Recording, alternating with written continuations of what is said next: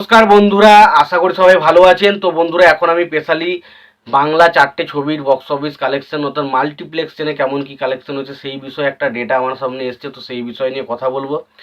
এবং তার আগে প্রত্যেকটা বন্ধুকে অনুরোধ করে রাখবো, যদি ভিডিওটি আপনাদের পছন্দ হয় অবশ্যই ভিডিওতে লাইক কমেন্ট শেয়ার করে দেবেন, আর চ্যানেলটা নতুন হয়ে থাকলে অবশ্যই চ্যানেলটি সাবস্ক্রাইব করে দিয়ে পাশে বেল আইকনটা অবশ্যই করে দেবেন। যে 4টে ছবির বিষয়ে আমি এখন কথা বলবো তার মধ্যে শাকিব খানের তুফান থাকতে চলেছে, জিদ্দার ছবি বুমেরাং, প্রসেনজিতের অযোগ্য এবং অনির্বাণ চক্রবর্তীর ছবি অথৈ। তো সেই ছবিগুলো মাল্টিপ্লেক্স চেন থেকে কেমন কি কালেকশন এসেছে সেরকম কি একটা ডেটা আমার সামনে আছে, সেগুলোই আপনার সঙ্গে শেয়ার করার চেষ্টা করব।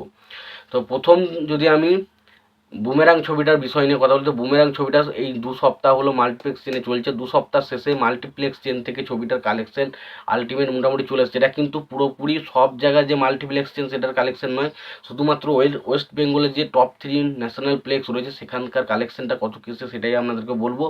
এবং সত্যি কথা বলতে গেলে জিদ্দার ছবি কিন্তু ন্যাশনাল প্লেক্সে কিন্তু খুব একটা ভালো চলে না, তো এই ছবির বেশি যে কালেকশনটা সেটা কিন্তু আমাদের সিঙ্গেল স্ক্রিন থেকে দেখতে যাওয়া যায়। তো আশা করা হচ্ছে এই যে কালেকশনটা হচ্ছে এটা থেকে ভাবার কিছু কারণ নেই যে ছবিটার কালেকশন খুব খারাপ, তার কারণ ছবির বেশিরভাগ যে কালেকশনটা সেটা কিন্তু সিঙ্গেল স্ক্রিন থেকে আসে। তো প্রথমে আমি বুমেরাং ছবি দিয়ে কালেকশন বলি। তো বুমেরাং ছবিটা ফার্স্ট ডে অর্থাৎ ফার্স্ট উইকেন্ডে অর্থাৎ প্রথম সপ্তাহে ছবিটা কালেকশন করেছিল 14 লক্ষ টাকা, এবং সেকেন্ড সপ্তাহে ছবিটার কালেকশন হয়েছে 8 লক্ষ টাকা। দুটো সপ্তাহে মিলিয়ে যদি কালেকশনটার কথা বলি তাহলে 22 লক্ষ টাকা ছবিটা এখনও পর্যন্ত টপ 3 মাল্টিপ্লেক্স চেন থেকে কালেকশন করতে পেরেছে। তবে সত্যি কথা বলতে বুমেরাং ছবিটার যেভাবে ওয়াটার মাউথ, যেভাবে মানুষ এই ছবিটাকে নিয়ে পজিটিভ হাইপ দিয়েছে এবং তার পাশাপাশি ছবিটা কিন্তু বক্স অফিসে ভালো চলছে, তারপরেও ছবিটার কালেকশন এরকম এসছে, এটা আমার কাছে একটু ভাবনা চিন্তার বিষয় লেগেছে। তবে সত্যি কথা বলতে হতেই পারে। তবে 22 লাখ যে কালেকশনটা এসছে সেটা কিন্তু আমাকে খুব একটা মনোভূত করেনি। আমি যদি বলতাম যে মোটামুটি 30 থেকে 35 লাখের মতো কালেকশনটা হতো, তাহলে আমি বলতাম যে কালেকশনটা মোটামুটি ঠিক আছে। তবে জিদ্দার মতো একটা বড় সুপারস্টারের ক্ষেত্রে এই কালেকশনটা একটু মানে কমই বলে বলে মনে হয়েছে। তোমাদের কি মতামত অবশ্যই জানাও। এরপর যে ছবিটার কালেকশন নিয়ে কথা বলবো সেটা হচ্ছে অযোগ্য ছবিটার কালেকশন নিয়ে কথা বলতো। অযোগ্য ছবিটা প্রথম সপ্তাহে কালেকশন করেছিল শুধুমাত্র ওয়েস্ট বেঙ্গল থেকে 30 লক্ষ টাকা, এবং টোটাল ওয়ার্ল্ড ওয়াইড অর্থাৎ টোটাল আমাদের ওয়েস্ট বেঙ্গল এবং তার বাইরে সমস্ত জায়গায় মিলিয়ে কালেকশন করেছিল 34 লক্ষ টাকা। কিন্তু এবার সেকেন্ড উইকে এসে ছবিটা কিন্তু ভালো একটা হোল্ড ধরে রাখে এবং ছবিটা কিন্তু বেশ একটা ভালো কালেকশন করে। সেকেন্ড উইকেটে এসেও ছবিটা 28 লক্ষ টাকা কালেকশন করে। তো বুঝতেই পারছেন শুধুমাত্র ওয়েস্ট বেঙ্গল থেকে 2 সপ্তাহ শেষে 58 লক্ষ টাকা কিন্তু ওয়েস্ট বেঙ্গল থেকে কালেকশন করেছে।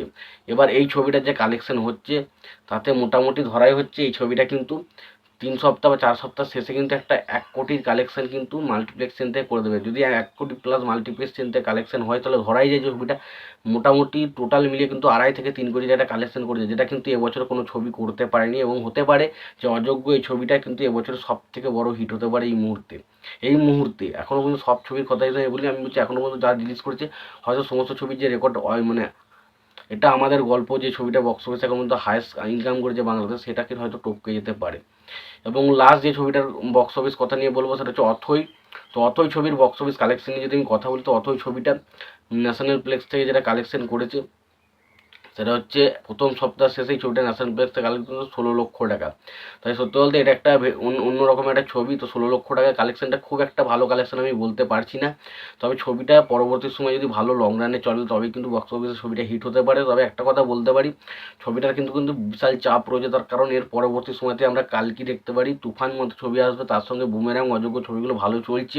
তো সুতরাং সেখানে কিন্তু ডেফিনেটলি অথৈ ছবিটাকে কালেকশন করা কিন্তু যথেষ্ট ডিফিকাল্ট রয়েছে। তো দেখা যাক ছবিটা বক্স অফিসে শেষ পর্যন্ত কী ফলাফল করে। এরপর লাস্ট যে ছবিটার বক্স অফিস কথা নিয়ে কথা বলো সেটা হচ্ছে শাকিব খানের তুফান নিয়ে। তো তুফান ছবিটা যে পরিমাণ কালেকশন করছে মাল্টিপ্লেক্সেন থেকে সেটা বলার মতো কিছু নেই, কারণ ছবিটা এখনও পর্যন্ত ট্রেমেন্ডাস কালেকশন করছে।